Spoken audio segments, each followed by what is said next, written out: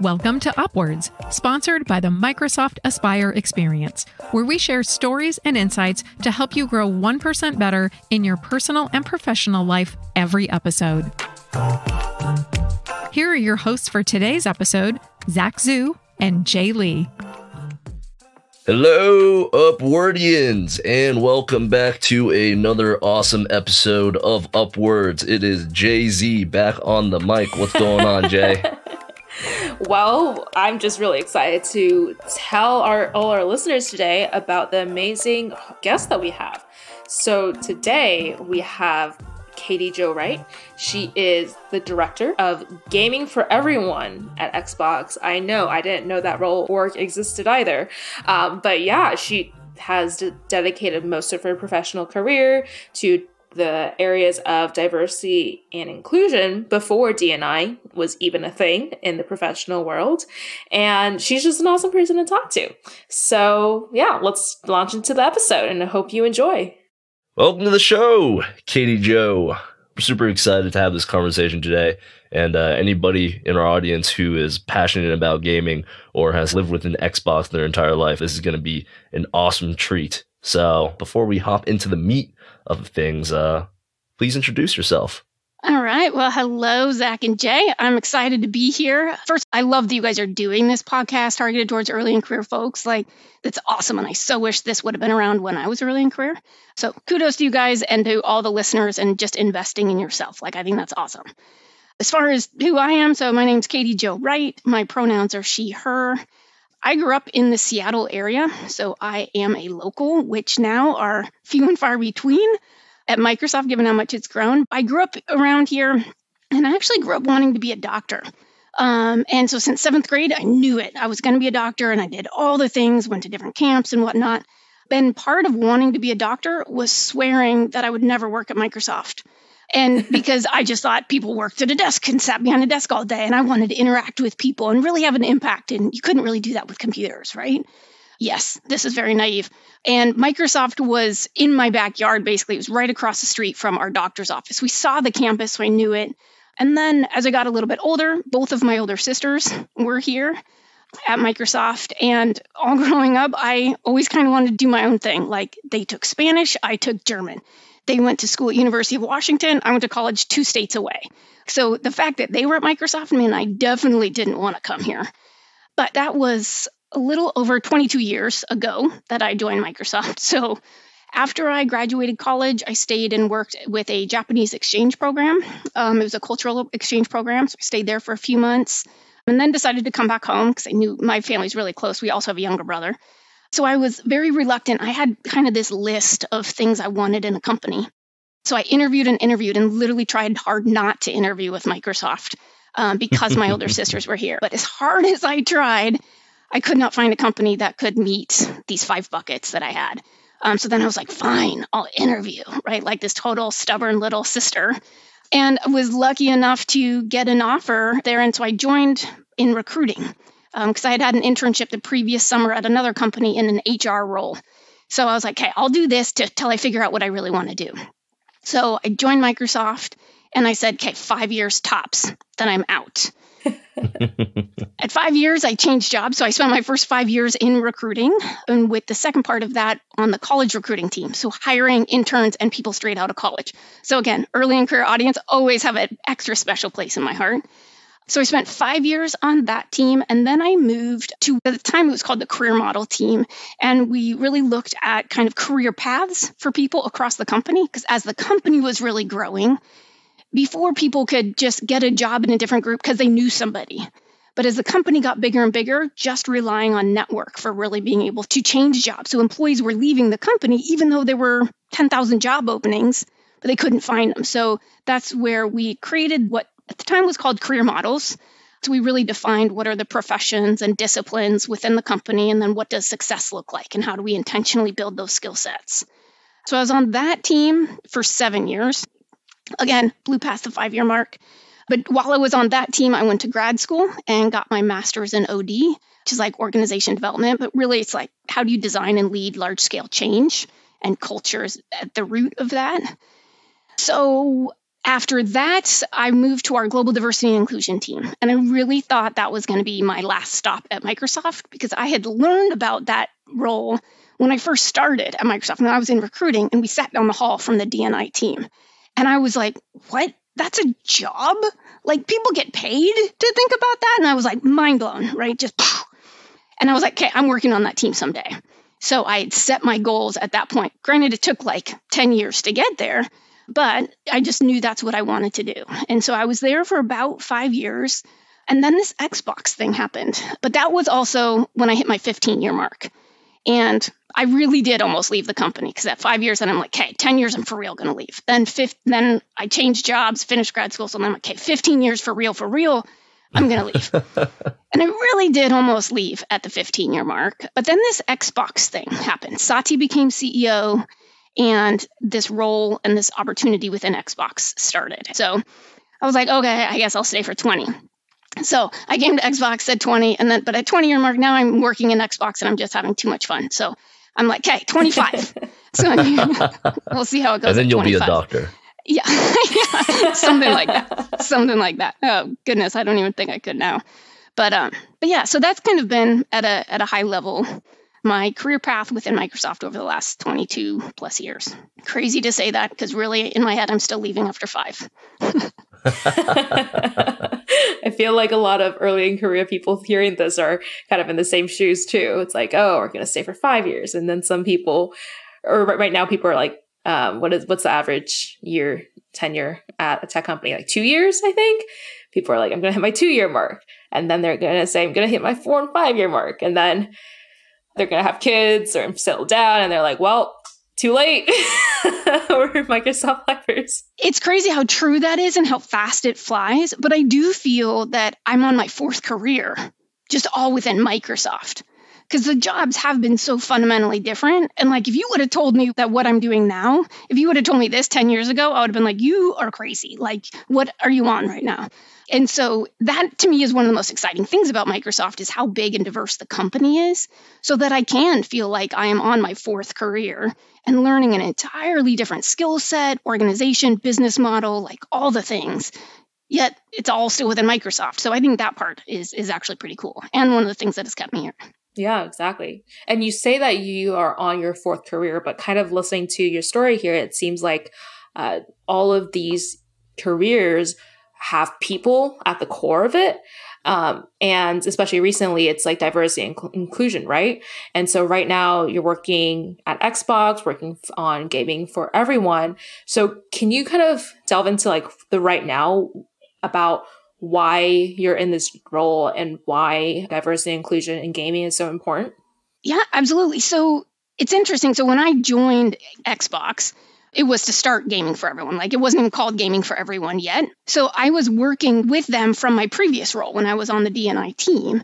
And it really started from the fundamental question of how do we do D&I differently? Because we weren't making the progress that we wanted to, or especially given how much everyone was investing in it. The ROI just wasn't materially there from a business perspective. So you've got the business case of D&I and then the values case of D&I, which is like, it's just the right thing to do. So that's kind of where it started was how do we do D&I differently? So it was like applying growth mindset from the very beginning. So we'll try something. If it works, cool. How do we learn from it and apply it to other things? If it doesn't, cool. What can we learn? Make sure we don't do that again. But really what Gaming for Everyone is about how do we make Xbox a place where everyone has fun? Because fun means different things to different people. Yet as an organization, we believe that play is a fundamental human need. So every human on the planet.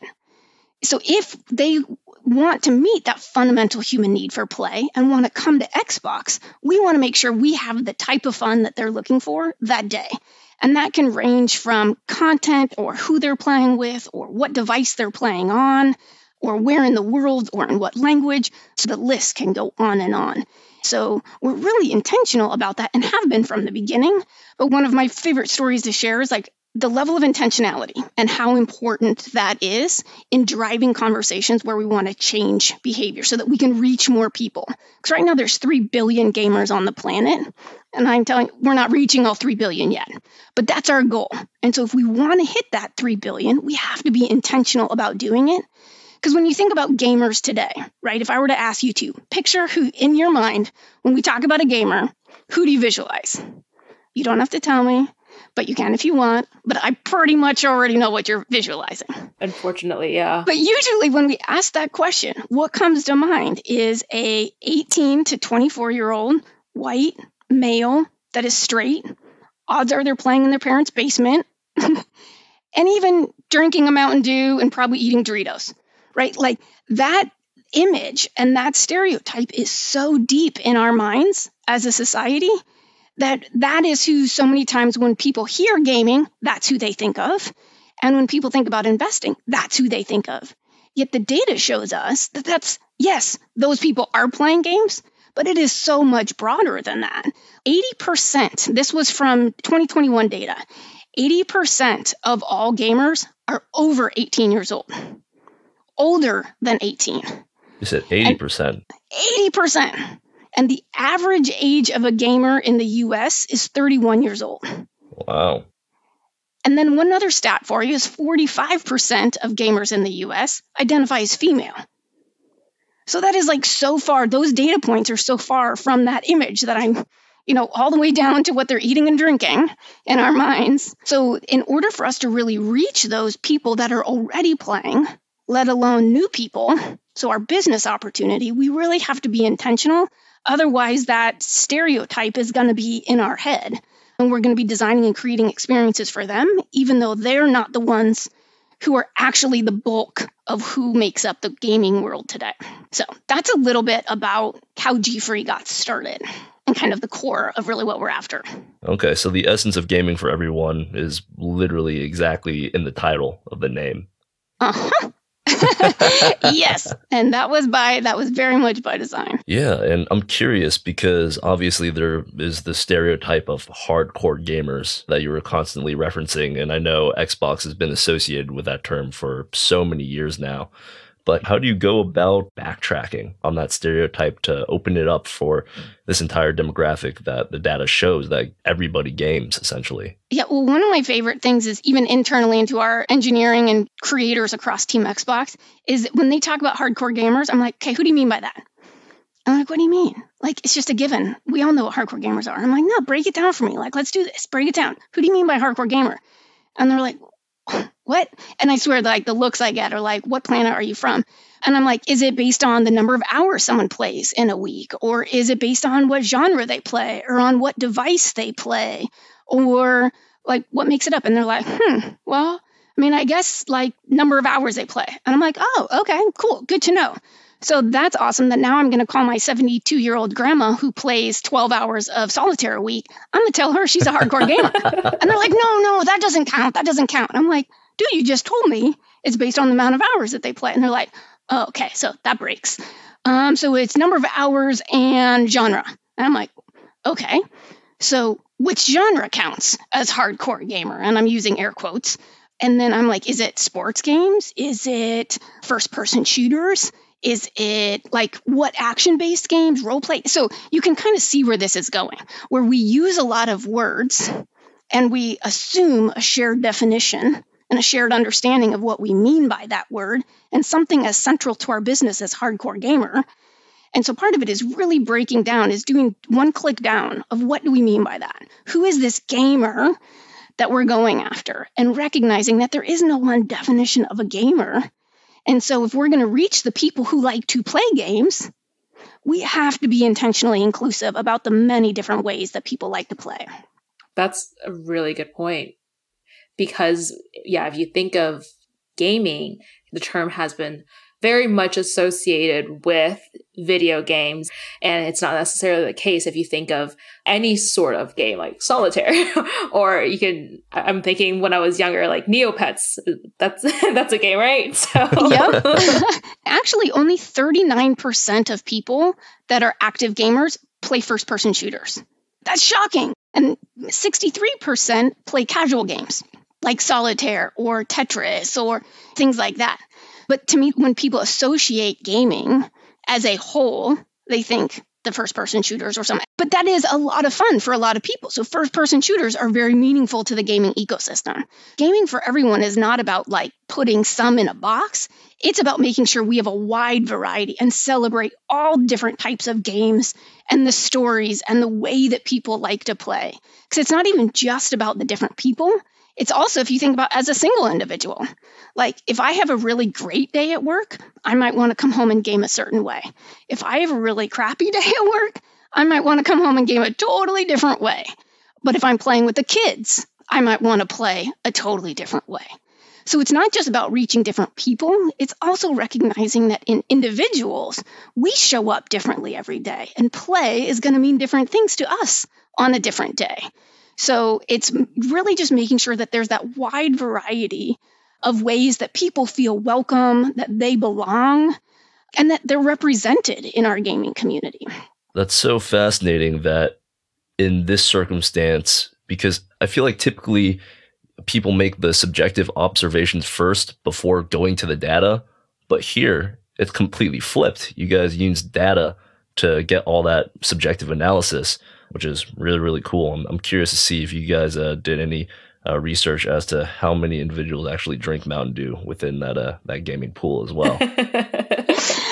I have not done that research. I will say on full transparency, the list of research topics I would love to go after, that one, I don't know if that's going to make my list. It would be interesting to know. It would definitely be interesting to know, though. Expounding to a bigger topic and kind of just talking about diversity and inclusion in general, and wanting to get the frame of your own personal story and experience with diversity and inclusion. Why is it so important to you?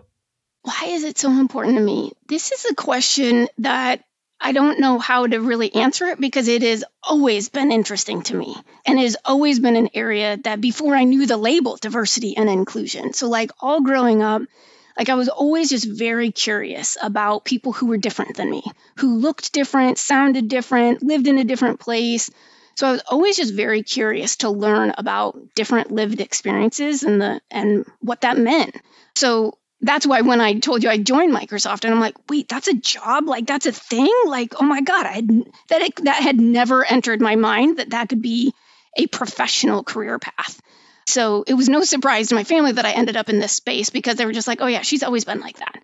So it's just kind of been a core to who I am. And even though I didn't have the formal title of D&I, when I look back on all of my jobs at Microsoft, I have woven it into every job that I have, because it is just, to me, I don't think it's a thing on the side. It's something that's got to be important to every single thing that we do, and it's infused in everything we do.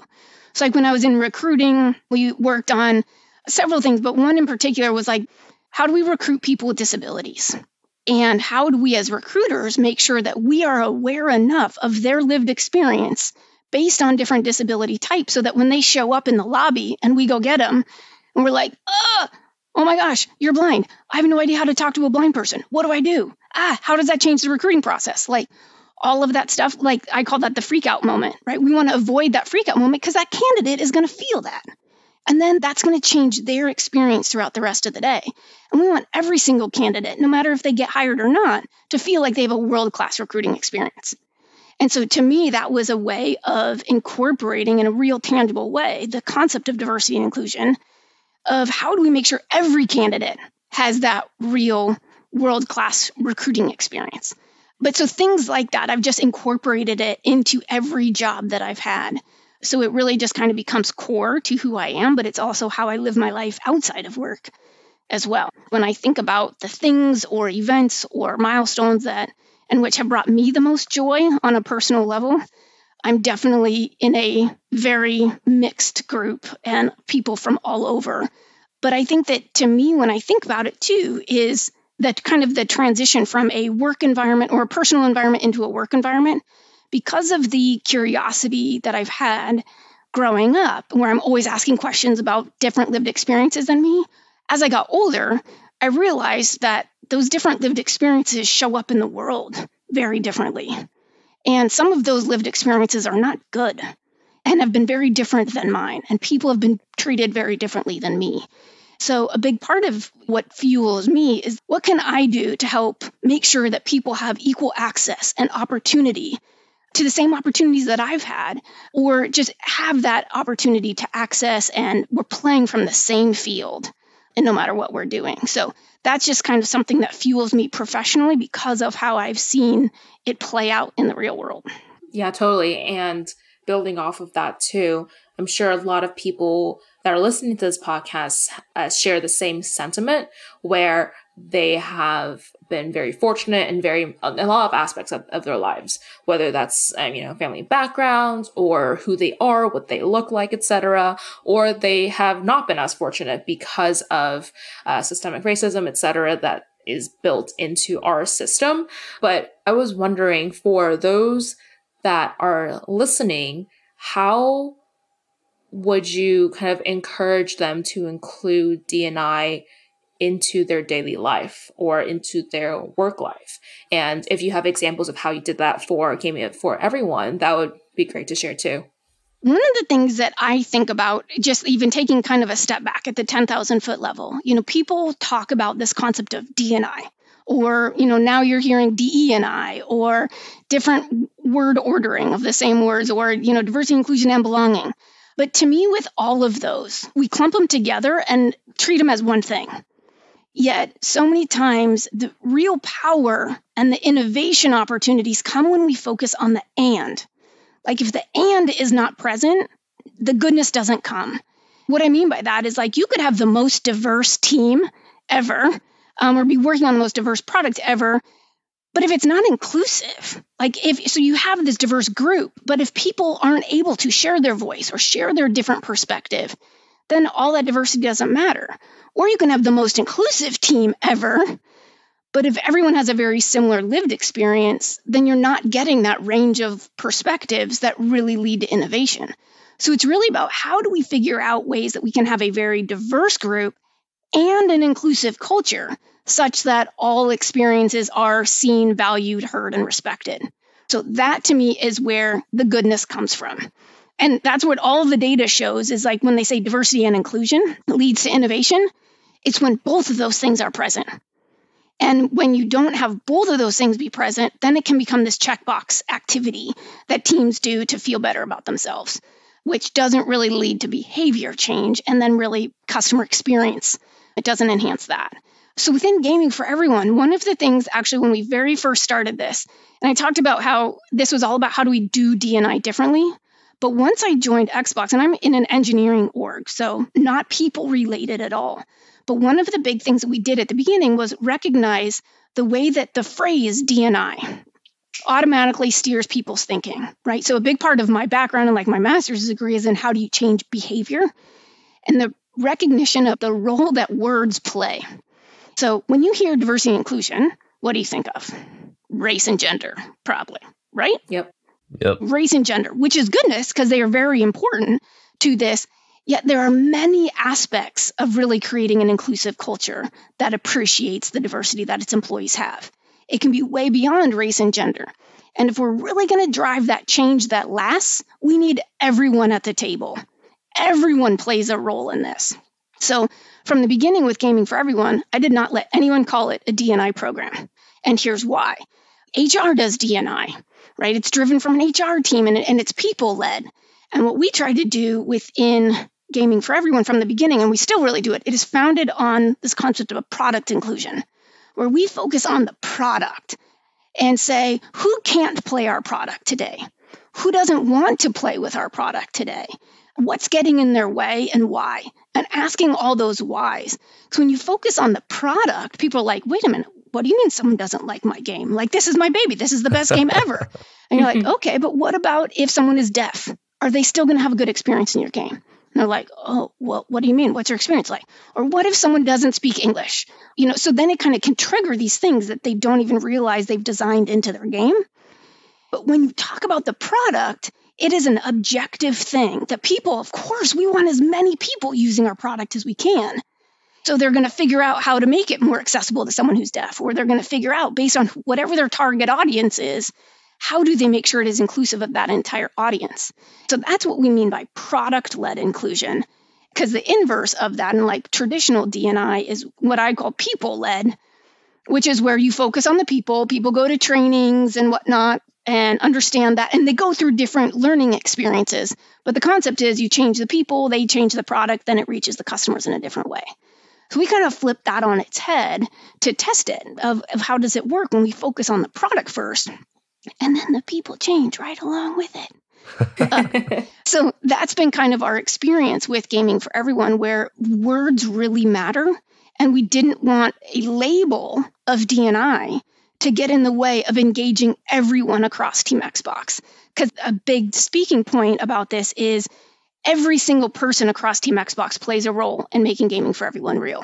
Like, it is not about my small team or anything like that. It is up to every single one of us and the way that we contribute to the customer experience.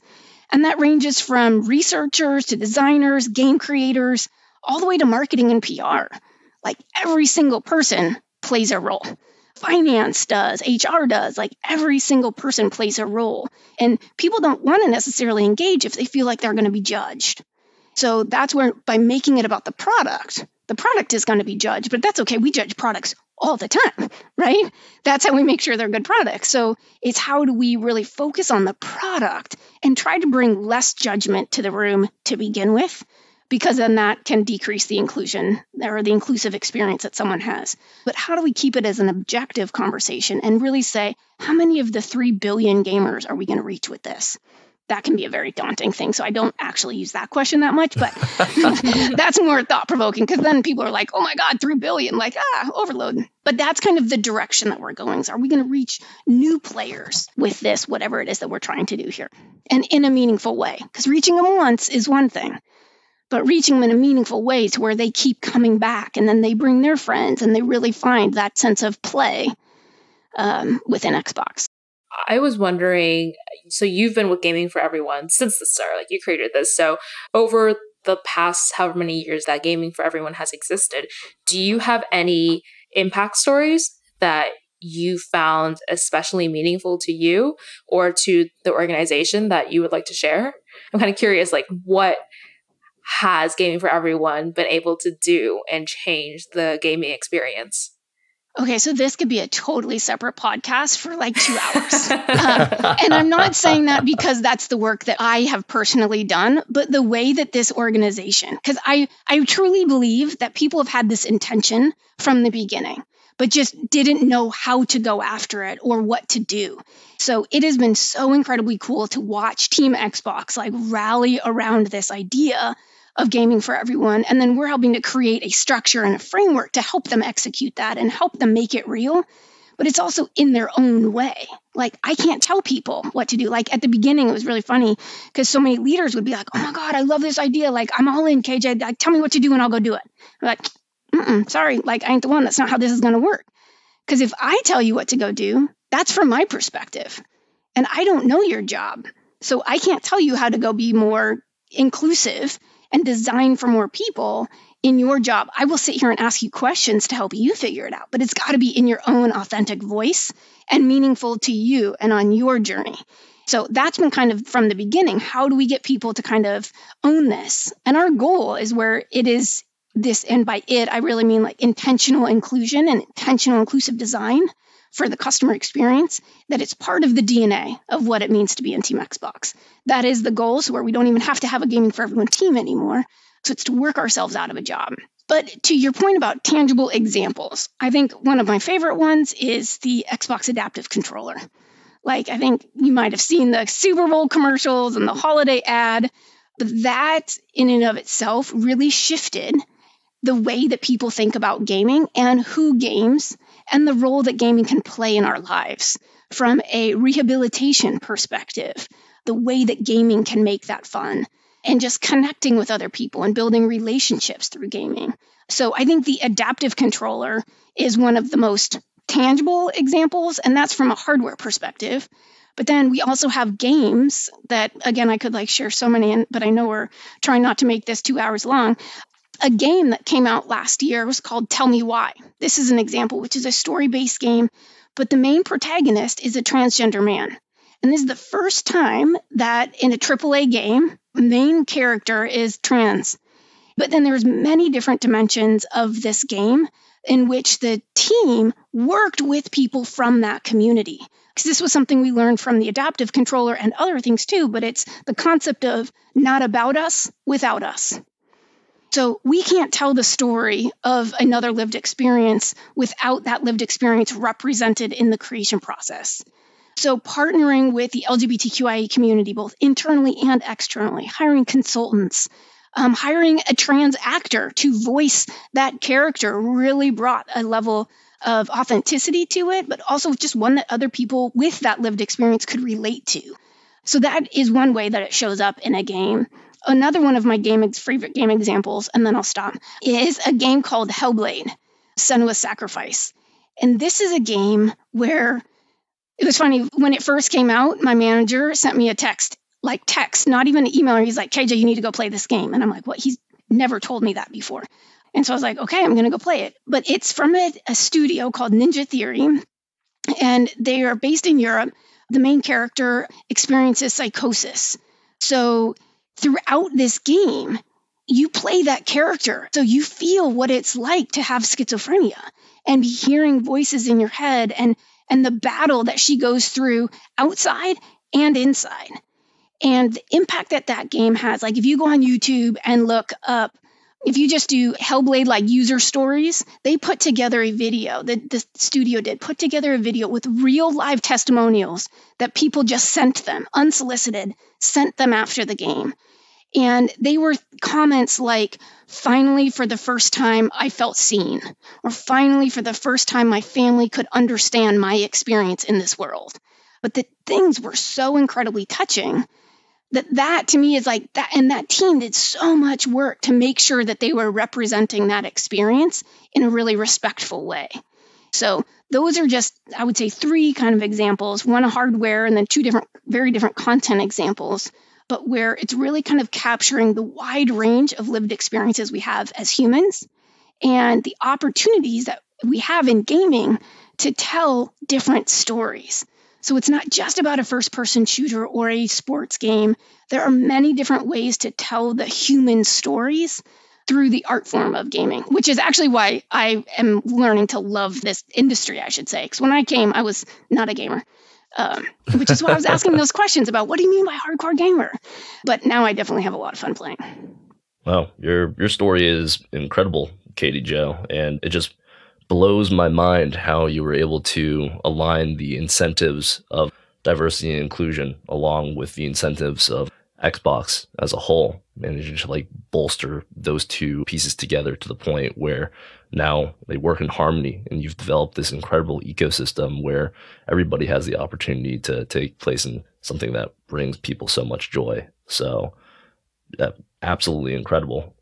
Well, thank you. And from day one, an entire group effort. There's been so many people and just change agents from the beginning, really leaning in and taking this and making it their own too, which is where the real magic comes from. So this is hands down been a huge team effort across Team Xbox and beyond. Yeah, and because of this, I think you're probably the perfect person to kind of help confer with our early in career audience on a subject matter that a lot of them typically have a good bit of trouble with, and that's in regards to having a career that is their passion, essentially.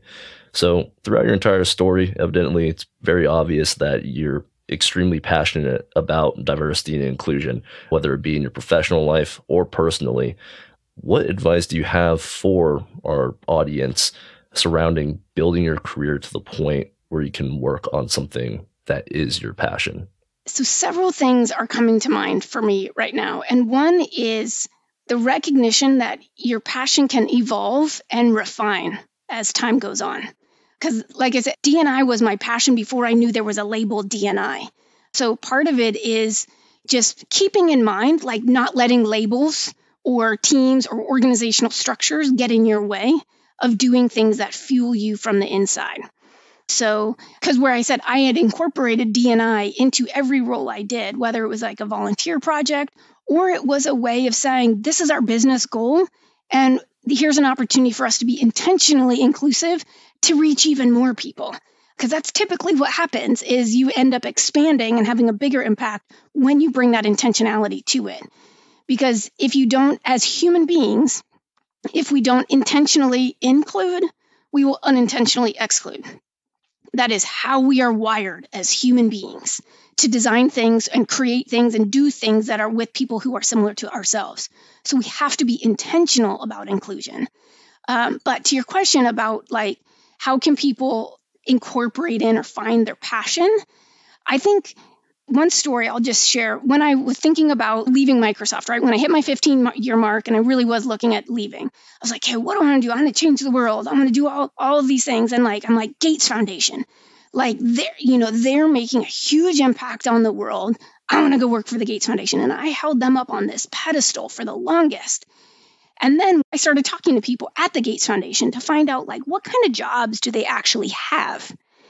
And the more I learned about the types of jobs that would have the impact that I was looking for, I was not qualified for at all, in the slightest. And as soon as I learned more about it, and you really learn the realities of what it's like to deliver that big thing, I was like, oh, that's not what I want to do at all. So sometimes it's just recognizing, what are you holding up on a pedestal? But if that is something that you really want to go after, is talking to people who are doing that job or that type of work, and really looking at what are the skills that are required to do that work and to be successful at that work. And then how do you, over time, be really intentional about building those skills? Because like I said, I learned about D&I, but then I didn't actually get on the team for 10 years. But over the course of that 10 years, I was in roles that built up a skill set so that once I was on the team, I was able to have a much bigger impact than if I would have joined earlier. So it's not to say you can't get in your job of passion for 10 years. Like, that's not the message. But it's just recognizing that even if it doesn't happen right now, doesn't mean it can't happen. And it's how do you incorporate in whatever is your passion area into your job right now so you can intentionally build that skill set over time to be there. And also, I would say, like, I think every job I've taken, it didn't exist the previous role. Right? So don't limit yourself to current job titles or job structures. Because when I left recruiting and joined the career model team, that team didn't exist. It was forming as I joined it. And then Gaming for Everyone formed it. So it's like so just don't limit yourself to current titles or anything like that. That would be kind of the second piece of advice I'd offer. That's a great point. And I'd say, yeah, I think that's super helpful and also very insightful too, because right now we're surrounded in a world where a lot of jobs have been pre-programmed out for us. Like if you go look at a job role or if you're trying to apply for something, they have specific things of like what you're expected to do, what qualifications you're expected to have, but that's not necessarily the case. And we've had Juliana Tiwanda on the podcast too, who is chief of staff. So she kind of also changed our view there too, where it's like, as a chief of staff or as you are director of Gaming for Everyone, it's like your roles are not defined. You create your roles. And it's kind of something that we, as people who are more early in career, kind of strive to live up to, or should just keep in the back of our minds that, what you're taught in college, what you're taught in your first job may not necessarily carry over throughout your entire career. Well, I would challenge that piece a little bit. I think they absolutely carry over, but it's in the way they build on each other, right? So my recruiting skills, even though I'm not in HR at all, it's how do you talk to people? How do you find a win-win situation? So if you think about taking those skill sets that you're building in every job, and how do you build them up and find those transferable skills? Because every single job is going to teach you something. So how do you build on that last job? Like even some of the stuff I learned from Career Model Team, building talent architectures, right? That has zero to do with my job right now. Yet I learned a ton of how to design, how to think, how to change mindsets, and how to lead a large organization through a paradigm shift. I learned that on that job, even though it was so different from this job. So I think that flexibility in thinking and recognizing that progress isn't always linear. Getting to your passion job doesn't have to go 1, 2, 3. It could go 1.5, like a shift to the left, which no one can see since there's not camera on here, but I'm like drawing this out with my hands. But sometimes it's how do those skills build on each other as opposed to necessarily a straight line. I think we limit ourselves when we think about our career as a straight line. So that's the only way I would challenge that. Well, I think this has been an absolutely phenomenal conversation. Thank you so much for sharing your passion with us and for not only inspiring our audience to really go after what makes them energetic and what interests them, but also being a champion for the voices of all people. So thank you so much for your time. Absolutely. It's my pleasure. And I had a great time with you guys. Jay, wow, you definitely were not kidding in terms of how awesome Katie Jo is. Thank you, Zach. I listened to Katie Jo give a talk a while back, and I was like, oh my gosh, we need to have her on the podcast. But yeah, I knew a little bit about gaming for everyone coming in, but what kind of astounded me was Katie Jo's example of her grandma playing solitaire. Because for me, like, I play Beat Saber on my Oculus after work sometimes. And it's like not just a way to have fun because, you know, people do need to have fun in their lives, but it's almost a way of exercise too. And then I think of times when I do the crossword from the New York Times or most recently Wordle. But Wordle, that's been causing people Wordle? So much stress. Great game. Absolutely great game. But yeah, I think I was trying to kind of bundle up my experiences, how Katie Jo thinks about it from a Microsoft professional level. And it just makes so much sense. And I kind of want to take that mindset into my everyday work too, where it's like, think about it from the customer experience perspective and how to include fun and include diversity and inclusion, make sure that everyone feels that inclusiveness when they use whatever product that you're giving them. Yeah, her perspective was absolutely astounding. Like, I never thought about diversity and inclusion, a topic that is so subjective, being able to be positioned in such a data-driven / strategic fashion in the way that she's done it. And I mean, she completely reinvented an entire ecosystem, which is absolutely nuts. Yeah, and I definitely agree with her point too, where it's like gaming for everyone is a thing right now, but ideally sometime in the future, hopefully we don't have to call DNI. Hopefully we don't have to have something that's dedicated to making things inclusive and for everyone. And Katie Jo just gave me a lot of hope on where the industry is heading. 1000%, making the world a better place one game at a time. Well said, Jay. So fair. Well, thank you so much for listening to the episode. We hope you enjoyed, and we will see you next time. Thanks for listening to Upwards. Be sure to subscribe on your preferred podcast platform and leave us a review. Learn more about the Microsoft Aspire experience at aka.ms/Microsoft Aspire experience. We'll catch you next time on Upwards.